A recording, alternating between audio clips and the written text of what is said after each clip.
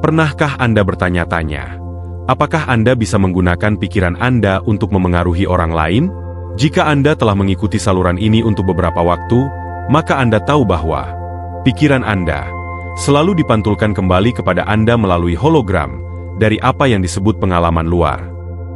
Hukum transmisi pikiran, yang sering disebut sebagai telepati, menyatakan bahwa energi getaran dari pikiran kita memengaruhi pikiran, emosi, dan tindakan orang lain. Pada dasarnya, karena orang lain adalah aspek dari diri kita sendiri.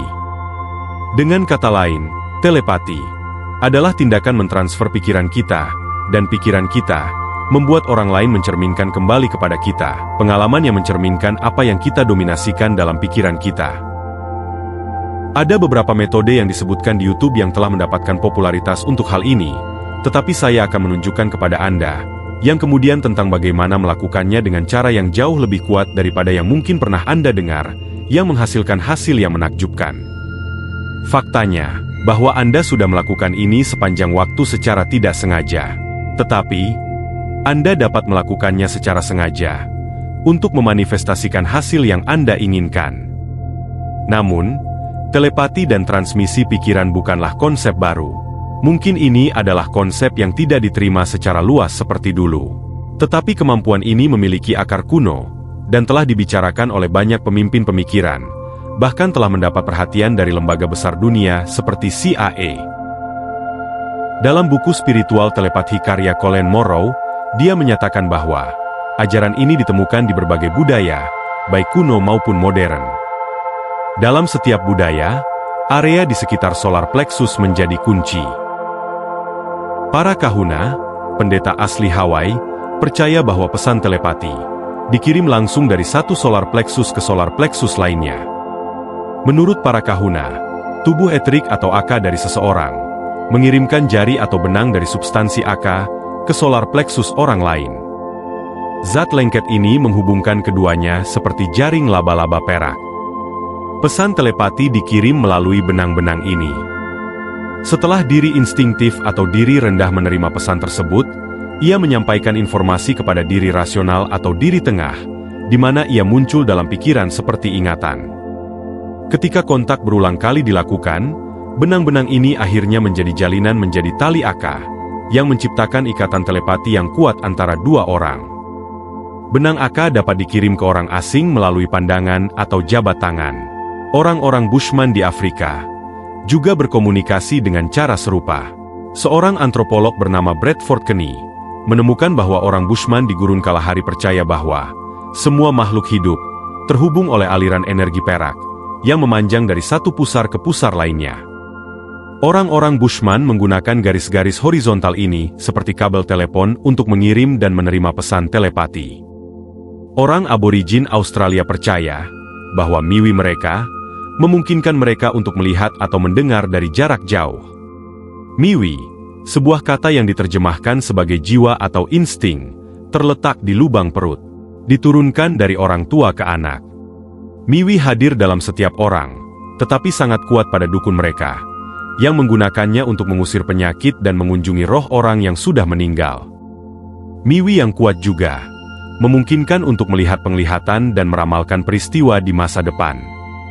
Pemimpin pemikiran seperti William Walker Atkinson dan Neville Goddard juga berbicara tentang hukum transmisi pikiran. William Walker Atkinson mendedikasikan seluruh buku untuk topik ini, berjudul Telepati The Theory, Facts, and Proof. Dan Neville Goddard mendedikasikan bagian tentang hukum ini dalam bukunya, Prayer, The Art of Believing. Dalam bukunya, Neville menyatakan, seorang teman yang berjarak 1000 mil, tertanam dalam kesadaran Anda melalui ide-ide tetap Anda tentang dirinya. Memikirkannya dan merepresentasikannya kepada diri Anda sendiri dalam keadaan yang Anda inginkan untuknya, dengan keyakinan bahwa, citra subjektif ini, sama benarnya seolah-olah sudah terobjektifikasi, akan membangkitkan dalam dirinya keadaan yang sesuai, yang harus diobjektifikasi. Hasilnya akan sama jelasnya, seperti penyebabnya yang tersembunyi. Subjek akan mengekspresikan keadaan yang terbangkitkan dalam dirinya, dan tetap tidak menyadari penyebab sebenarnya dari tindakannya. Ilusi Anda tentang kehendak bebas Hanyalah ketidaktahuan akan penyebab-penyebab yang membuat Anda bertindak. 2. Bergantung pada sikap pikiran Anda untuk keberhasilannya, bukan pada sikap subjek. Subjek tidak memiliki kekuatan untuk menolak gagasan subjektif Anda yang terkendali tentang dirinya, kecuali keadaan yang Anda nyatakan sebagai benar tentang dirinya adalah keadaan yang tidak mungkin dia inginkan terjadi pada orang lain. Dalam hal ini, pikiran tersebut kembali kepada Anda sebagai pengirim, dan akan mewujudkan dirinya dalam diri Anda. Meskipun ini mungkin terdengar tidak bisa dipercaya bagi pikiran yang tidak terbuka terhadap konsep ini, hal ini telah terbukti berkali-kali sebagai kenyataan. Dan kita seringkali melakukannya dengan pikiran-pikiran yang kita pikirkan. Berapa kali Anda memikirkan seseorang, lalu mereka menghubungi Anda, atau Anda bertemu dengan mereka, atau mereka mengatakan bahwa mereka baru saja memikirkan Anda pada saat yang sama? Dalam buku Neville yang membahas hukum transmisi pikiran, dia menyatakan bahwa waktu dan ruang menjadi usang ketika berhadapan dengan hukum universal ini. Jarak yang diakui oleh indera objektif Anda tidak ada bagi pikiran subjektif. Waktu dan ruang adalah kondisi dari pikiran, dan imajinasi dapat melampaui mereka dan bergerak dalam waktu dan ruang psikologis. Meskipun secara fisik Anda terpisah ribuan kilometer dari suatu tempat, Anda bisa hidup secara mental di tempat tersebut seolah-olah itu ada di sini. Imajinasi Anda dapat dengan mudah mengubah musim dingin menjadi musim panas, Jakarta menjadi Surabaya, Indonesia menjadi Malaysia, dan seterusnya. Apakah objek keinginan Anda berada dekat atau jauh? Hasilnya akan sama. Secara subjektif, objek keinginan Anda tidak pernah jauh. Kedekatan intensnya membuatnya jauh dari pengamatan indera. Objek itu berada dalam kesadaran, dan kesadaran lebih dekat dari napas, dan lebih dekat dari tangan dan kaki. Mengenai waktu dan ruang yang tidak relevan, ada sumber lain yang berbicara tentang hal ini secara langsung dan lebih baru. Pada tahun 1983, CIA menulis analisis tentang pengalaman gateway. Mereka mengklaim banyak hal, termasuk bahwa keadaan kesadaran manusia yang diubah, kemungkinan besar dapat melampaui waktu dan ruang. Penyelidikan ini awalnya dilakukan untuk menentukan apakah konsep kontrol pikiran dan hipnosis bisa digunakan dalam upaya spionase. Laporan tersebut menyatakan bahwa, dengan memperkuat amplitudo dan frekuensi keluaran gelombang otak antara hemisfer kiri dan kanan, untuk mengubah kesadaran seseorang, dapat menggerakkannya keluar dari ruang fisik, untuk pada akhirnya melepaskan diri dari batasan waktu dan ruang. Ini menghubungkan kesadaran manusia sebagai salah satu pola getaran energi tersebut, dan menyatakan bahwa energi itu dapat bergerak melampaui realitas fisik, dan menyetel ke medan energi murni, untuk mengubah realitas dengan berhubungan dengan energi lain yang tersedia. Tubuh etrik kita memiliki kemampuan untuk mengirim dan menerima pesan telepati, atau yang disebut sebagai transmisi pikiran. Tubuh etrik adalah konsep dalam spiritualitas dan metafisika, yang mengacu pada lapisan energi halus yang membungkus dan mengelilingi tubuh fisik manusia. Ini adalah bagian dari sistem energi non-fisik yang memengaruhi kesehatan fisik, emosional, dan spiritual seseorang. Tubuh etrik sering dianggap sebagai cetak biru atau replika energi dari tubuh fisik, dan merupakan yang paling dekat atau pertama dari lapisan-lapisan energi tubuh non-fisik yang mencakup tubuh emosional, mental, dan spiritual. Beberapa karakteristik tubuh etrik meliputi 1. Energi hidup. Bahwa tubuh etrik diakini membawa energi vital yang mengalir dalam tubuh, yang sering disebut sebagai prana dalam yoga, atau qi dalam pengobatan Tiongkok. 2. Kesehatan fisik. Keseimbangan dalam tubuh etrik dikatakan memengaruhi kesehatan fisik, karena energi yang mengalir lancar dalam tubuh etrik mendukung kesejahteraan tubuh. 3. Perlindungan energi. Tubuh etrik berfungsi sebagai pelindung, menyerap dan melindungi dari energi negatif atau getaran yang tidak diinginkan di luar tubuh fisik. 4. Interaksi dengan aura. Tubuh etrik sering disebut sebagai bagian dari aura, atau medan energi yang memancar di sekitar tubuh. Setiap lapisan dalam aura berinteraksi dan terhubung dengan tubuh fisik dan tubuh energi lainnya. Dan secara keseluruhan, tubuh etrik adalah salah satu dari lapisan energi halus yang dianggap sebagai penghubung antara tubuh fisik dan energi spiritual seseorang. Kita mungkin belum sepenuhnya memahami semua kemampuan dan keterbatasan telepati. Tetapi telah ditemukan bahwa transmisi pikiran tidak memerlukan koneksi fisik antara dua orang.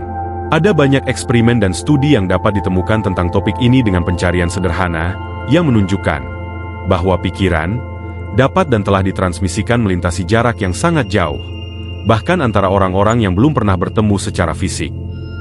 Jadi, jika Anda berada di sini, kemungkinan besar Anda ingin mentransmisikan satu atau dua pikiran. Di sini, saya akan memberitahu Anda bagaimana melakukannya dengan dua metode yang sangat kuat. Ingatlah, bahwa ini mungkin memerlukan sedikit latihan untuk menargetkannya dengan benar ketika melakukannya secara sengaja. Dan jika Anda memiliki teman yang dapat Anda terapkan konsep-konsep ini untuk menguji dan membuktikannya sendiri, Anda mungkin akan merasa hal itu bermanfaat dan menyenangkan, tetapi ini tidak sepenuhnya diperlukan. Karena sebenarnya, Anda selalu mentransmisikan pikiran Anda. Sekarang, Anda akan belajar bagaimana melakukannya secara sengaja. Untuk proses ini, pertama-tama, Anda ingin memutuskan dengan tepat kepada siapa Anda menyampaikan transmisi pikiran Anda serta apa yang akan Anda sampaikan kepada mereka. Jadilah tepat dan jelas tentang hal ini. Tanyakan pada diri Anda, hasil apa yang ingin Anda capai? Ingat apa yang Neville katakan dalam bukunya tentang ini, subjek atau sasaran tidak memiliki kekuatan untuk menolak gagasan subjektif Anda yang terkendali tentang dirinya. Kecuali keadaan yang Anda tegaskan sebagai benar tentang dirinya, adalah keadaan yang dia tidak mampu mengharapkannya sebagai benar tentang orang lain. Dan dalam hal ini, pikiran tersebut akan kembali kepada Anda sebagai pengirim, dan akan terwujud dalam diri Anda. Dengan kata lain, proses ini dimaksudkan untuk digunakan dengan cara-cara yang indah dan menghasilkan hasil yang luar biasa bagi orang tersebut. Apa yang Anda lakukan atau harapkan terjadi pada orang lain, Anda juga lakukan atau harapkan terjadi pada diri Anda sendiri. Jadi gunakan metode ini dengan bijak. Setelah Anda memutuskan apa pesan Anda dan kepada siapa Anda akan menyampaikannya, bayangkan orang tersebut dalam pikiran Anda, dan bayangkan bahwa Anda saling menatap. Saat Anda melakukan ini, tataplah dalam area di antara kedua alis mereka, dan sampaikan pesan Anda ke area ini, tempat semua pesan intuitif diterima. Jika Anda adalah orang yang visual, Anda mungkin ingin membayangkan kata-kata yang meresap ke dalam pikiran mereka melalui pusat energi ini. Saat menyampaikan pesan Anda dapat memilih untuk melakukannya secara verbal atau hanya secara mental. Namun, dalam konstruksi mental ini, Anda mentransfer atau mengirimkan pikiran ke dalam benak individu tersebut melalui pusat energi intuitif dari cakra mata ketiga. Melakukan ini sekali saja sudah cukup untuk tindakan imajinatif. Namun, beberapa orang suka mengulang pesannya beberapa kali. Lakukan apa yang paling nyaman bagi Anda dan sistem kepercayaan Anda. Jangan melakukannya jika terasa seperti tugas yang membebani, karena hal itu hanya akan menambah resistensi terhadap keseluruhan proses. Setelah Anda menyelesaikannya, bayangkan orang tersebut merespons dengan cara yang Anda harapkan sebagai tanggapan terhadap pikiran ini, seolah-olah keinginan Anda untuk mereka telah terpenuhi. Ini bisa terjadi secara telepatis, atau mungkin Anda mendengar mereka mengatakannya kepada Anda secara verbal. Sekali lagi, pilih cara yang sesuai dengan Anda dan keyakinan Anda. Saya sarankan untuk menjalankan proses ini sekali atau 2 kali sehari selama sekitar 5 hingga 10 menit, sampai Anda melihat buktinya muncul dalam realitas fisik Anda. Anda juga bisa melakukan ini saat Anda tertidur, untuk memberikan kesan yang lebih mendalam pada pikiran bawah sadar, dengan mengingat bahwa semua pikiran bawah sadar terhubung secara energetik sebagai satu kesatuan. Cara berikutnya untuk melakukannya cukup sederhana, tetapi juga sangat kuat. Cukup tulis apa yang ingin Anda katakan kepada orang tersebut di selembar kertas atau dalam jurnal. Usahakan tetap singkat jika memungkinkan, kemudian letakkan kata-kata ini di depan Anda, dan tetaplah dalam keadaan meditasi. Anda mungkin ingin memasuki keadaan alfa yang ringan, lalu bayangkan kata-kata ini melayang dari halaman dan mencapai orang yang dituju. Atau Anda bisa membayangkan orang tersebut sedang membaca sesuatu yang memiliki kata-kata Anda, persis seperti saat Anda membacanya. Sekali lagi, habiskan sekitar 5 hingga 10 menit untuk memfokuskan perhatian Anda pada hal ini, lalu lanjutkan dengan aktivitas harian Anda. Sepanjang hari, Anda mungkin menerima kilasan pikiran intuitif bahwa orang tersebut telah menerima pesan Anda, hingga hal itu terwujud secara fisik. Semakin banyak diterima, kita dapat menyesuaikan diri dengan kemampuan intuitif kita untuk mengakses dan menyampaikan informasi dengan cara yang melampaui 5 indera fisik kita. 5 indera fisik kita sangat berguna untuk mengalami dunia fisik, tetapi kita memiliki dunia lain yang dapat kita akses dengan indera lain kita. Dunia-dunia ini memungkinkan kita untuk memahami keberadaan dan pengalaman kita dengan cara yang lebih luas, dan setelah dilatih, pikiran kita menjadi lensa melalui mana kita dapat mengalami dunia-dunia tersebut. Telepati dan transmisi pikiran hanyalah alat dari pikiran kita, dan ketika digunakan dengan tepat, alat ini dapat membantu kita memanifestasikan kehidupan dengan cara yang lebih disengaja dan dinamis. Semoga video ini bermanfaat untuk Anda. Salam hidup berkelimpahan. Sampai jumpa. Salam.